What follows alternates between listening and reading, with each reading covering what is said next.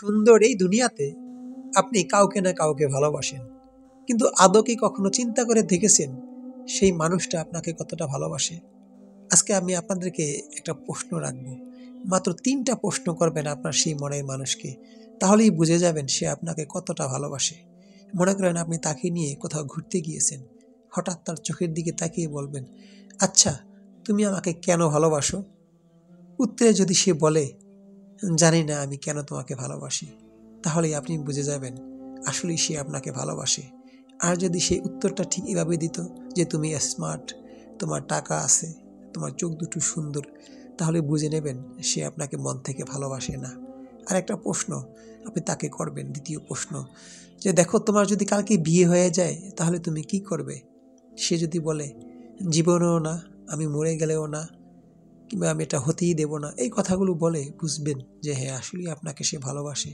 আর সে যদি উত্তরে বলে কিচ্ছু করার নেই, তুমি কেন দেরি করতেছো, এটা ওটা বললে আপনি বুঝবেন যে না, সে আপনাকে অতটা ভালোবাসে না। আরেকটা প্রশ্ন সে আপনাকে যদি আপনি যদি তাকে করেন যে দেখো তুমি কি সারা জীবন আমার সাথে থাকবে? যদি সে উত্তরে বলে যদি আমার লাশ তোমার সাথে যায় তাও আমি থাকবো, এরকম কিছু প্রশ্ন করলে আপনি বুঝতে পারবেন যে আসলে সে আপনাকে কতটা ভালোবাসে। এটা কেন বললাম যে বর্তমানে এই দুনিয়াতে ভালো মানুষ, মনের মানুষ খুঁজে পাওয়া বড় ভার। ভেজালের এই দুনিয়াতে আপনি কাকে বিশ্বাস করবেন? তাই তার চোখের দিকে তাকালেই বুঝবেন সে আপনাকে কতটা ভালোবাসে। এটাই বাস্তব, মানুষের চোখই বলে দেয় মনের কথা, ঠিক না?